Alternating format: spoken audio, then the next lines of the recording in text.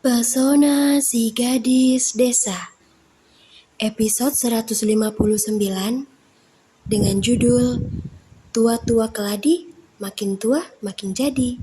Selamat mendengarkan. Hari sudah berganti malam ketika Kayo dan Vedo pulang dari berbelanja. Abigail yang melihat kedatangan kedua anaknya langsung meminta mereka untuk pergi ke ruang makan. Ini sudah waktunya untuk makan malam, dan kebetulan juga suaminya sudah pulang dari kantor. Ayah, ada apa dengan wajahmu? Jelek sekali, tanya Vedo berpura-pura tidak menyadari penyebab ayahnya terlihat jengkel seperti ini. Ved, apa kau tahu ini apa? Tanya Matteo seraya menunjuk mangkuk berisi sup yang masih mengeluarkan asap. Itu adalah sup terenak yang ada di dunia ini, Ayah. Kenapa? Apa ayah berniat membuang sup tersebut? Jawab Vedo sambil tersenyum penuh maksud. Kayo tertawa ketika kakaknya mendapat lemparan buah dari sang ayah. Setelah itu Kayo melihat ke arah ibunya yang hanya diam tak menggubris pertengkaran kedua pria tersebut. Gara-gara kau ayah jadi membatalkan meeting itu. Sudah tahu ada pekerjaan penting, kenapa kau malah pergi tanpa pamit sih, Ved? Tahu begitu kan ayah ikut pergi bersama kalian saja tadi. Bagaimana sih? Protes Matteo. Astaga ayah itu kan bukan bayi 1 tahun yang harus selalu ikut kemanapun kami pergi. Lagi pula jika ayah tidak mau mengurusi pekerjaan kantor, kenapa ayah tidak langsung pulang ke rumah saja dan menggoda ibu? Bukankah biasanya juga seperti itu ya? Tanya Vedo sembari menyendokkan nasi ke dalam piring. Dominic datang ke kantor. Dia frustasi dan meminta ayah untuk menemaninya mengobrol. Jawab Matteo seraya mendesah panjang. Abigail, Kayo, dan juga Vedo langsung merubah ekspresi di wajah masing-masing begitu nama Dominic disebut. Mereka kemudian menatap datar ke arah pria yang kini tengah memasukkan makanan ke dalam mulutnya. Hei, kalian bertiga ini kenapa sih? Tanya Matteo sambil menatap heran ke arah istri dan kedua anaknya. Kali ini apa lagi, Matt? Tanya Abigail. Apakah Nita benar-benar menyebut Vedo sebagai orang yang harus bertanggung jawab atas apa yang menimpanya? Tidak, darling. Bahkan sampai sekarang Kanita masih belum membuka mulut perihal orang yang sudah membuatnya hamil. Dan hal inilah yang membuat Dominic merasa sangat frustasi. Kasihan dia, darling. Gara-gara Kanita, Dominic sampai tidak bisa tidur. Jawab Matteo sambil menarik nafas panjang. Abigail tak lagi bertanya setelah tahu kalau Kanita tidak membahayakan masa depan putranya. Dia kemudian mengambil makanan lalu meletakkannya di atas piringnya. Reaksi dan sikap Abigail mungkin terlihat tenang di hadapan suami dan juga kedua anaknya. Akan tetapi tidak di dalam pikirannya. Entah kenapa Abigail merasa sangat yakin kalau masa buruk itu akan segera datang. Dia percaya 100% cepat atau lambat Kanita pasti akan menuduh Vedo sebagai orang yang harus bertanggung jawab atas bayi yang tengah dikandungnya. Kalau saja aku mempunyai kemampuan untuk melihat masa depan, aku pasti tidak akan segelisah ini menantikan kapan Kanita akan kembali membuat ulah. Semoga saja nanti di saat masalah itu terjadi Andiro tidak mengkhianati perkataannya. Hidup dan masa depan Vedo bisa hancur lebur jika Lori tahu kalau dia menghamili wanita lain. Batin Abigail risau. Oh ya, Ved, tadi itu kau sebenarnya pergi kemana sih? Ayah ratusan kali menelponmu, tapi kau abaikan. Kau tadi tidak sedang bersama para wanita seksi itu kan? Tanya Matteo di sela-sela menikmati makan malamnya. Kak Vedo pergi bersamaku ke toko baju, ayah. Dia memintaku menemaninya memilih pakaian couple yang akan dia pakai untuk menghadiri pesta resepsi pernikahan Kak Renhard dan Levita bersama Luri. Jawab Kayo menggantikan sang kakak menjawab.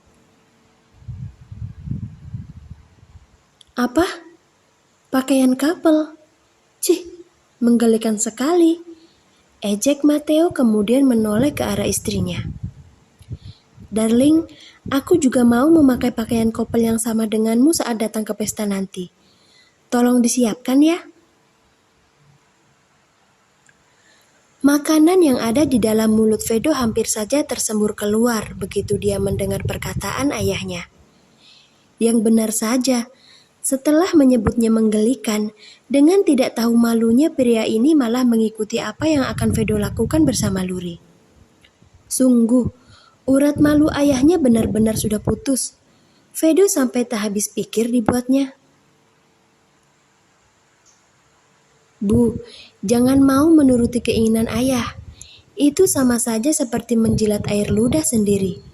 Menggelikan, ucap Vedo balik mengejek ayahnya. Biar saja, kami yang akan memakai baju couple, kenapa kau yang sewot, Ved? Iri ya, sahut Mateo enggan mengalah. Apa? Iri? Hahaha, ayah. Di sini yang iri itu sebenarnya adalah ayah. Bukankah tadi ayah yang bilang kalau keinginanku itu sangat menggelikan? Lalu kenapa tiba-tiba ayah mengikutinya juga? Apa itu maksudnya? Abigail menatap bergantian ke arah suami dan putranya yang tengah bertengkar hebat hanya gara-gara pakaian couple. Kesal juga dia lama-lama. Sudah berapa kali aku katakan pada kalian semua agar tidak bertengkar saat kita berada di ruang makan. Tegur Abigail galak.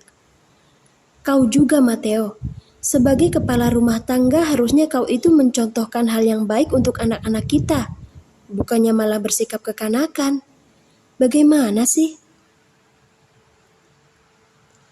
Aku tidak bersikap kekanakan, darling.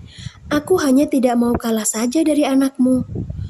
Lagi pula kan tidak ada yang salah kalau kita memakai pakaian yang sama saat datang ke pesta nanti. Benar kan? Sahut Mateo tanpa merasa bersalah sama sekali. Tanpa harus memakai pakaian yang sama pun semua orang juga sudah tahu kalau kita itu sehati. Kita ini satu, Matt. Jadi tidak perlulah menonjolkan diri hanya karena tak mau kalah saing dengan putramu sendiri.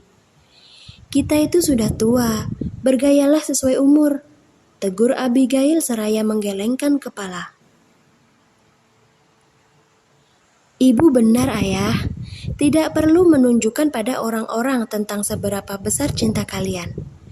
Karena tanpa harus kalian berkoar, semua orang akan tahu kalau ayah adalah milik ibu dan ibu adalah milik ayah. Timpal Kayo yang merasa geli dengan keinginan sang ayah yang tak mau kalah dari kakaknya. Dasar tua-tua keladi, makin tua makin jadi. Hei, lucu sekali sih cara ayah menunjukkan cintanya pada ibu. Aku kan jadi iri, batin Kayo. Mateo memasang wajah masam saat keinginannya ditentang oleh semua orang. Abigail yang melihat suaminya merajuk pun langsung menarik nafas dalam-dalam. Dia kemudian berdiri, melangkah mendekati suaminya lalu mencium pipinya beberapa kali. Ini adalah salah satu cara Abigail mengembalikan mood suaminya agar kembali membaik. Dan terbukti, sekarang Mateo sudah bisa tersenyum lebar sambil mengusap-usap bekas ciuman di pipinya. Bilang saja kalau sebenarnya ayah ingin dicium oleh ibu. Dasar buaya, ledek Kayo sambil menertawakan kelakuan ayahnya. Hehe, inilah nikmatnya jika sudah menikah, Kai. Saat merajuk ada istri yang membujuk, dan saat... Mateo tak lagi melanjutkan perkataannya saat mendengar suara deheman dari mulut Abigail. Dia tahu kalau itu adalah tanda bahaya karena memang tadi Mateo ingin mengatakan tentang sesuatu yang berhubungan dengan ranjang. Biasalah, hobi favoritnya, Hehehe. Dasar omes. Sudah tahu ibu tidak suka membahas hal-hal seperti ini saat sedang makan. Masih saja ayah menggali lubang kubur sendiri. Sindir Vedo sambil terus mengunyah makanan. Biar saja, istri-istriku, kenapa kau yang sewot? Makanya cari istri supaya kau tahu bagaimana rasanya, sahut Mateo sambil tersenyum mengejek. Ini juga sedang berjuang untuk mendapatkan istri, ayah.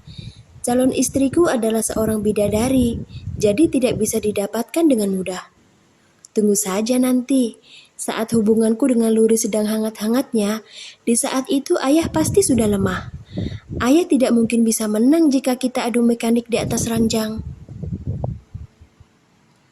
Pembicaraan panas antara Vedo dan Mateo baru terhenti saat Abigail menancapkan garpu di atas daging. Segera mereka menutup mulut serapat mungkin, kemudian fokus menikmati makan malam tanpa bicara sepatah kata pun lagi. Mereka takut garpu itu akan menyasar ke perut masing-masing. Waktunya makan itu makan, bukan malah membicarakan hal yang tidak-tidak. Kalian ini ya, bebal sekali sih. Omel Abigail sambil menatap tajam ke arah suami dan juga putranya yang entah kenapa selalu satu pikiran jika sudah membahas tentang urusan ranjang. Membuat Abigail emosi saja. Kayo tersenyum puas melihat ayah dan kakaknya dimarahi oleh sang ibu. Kedua pria ini memang sangat bebal. Sama sekali tidak ada rasa takut meskipun tahu kalau ibunya akan sangat marah jika mereka membicarakan masalah seperti tadi.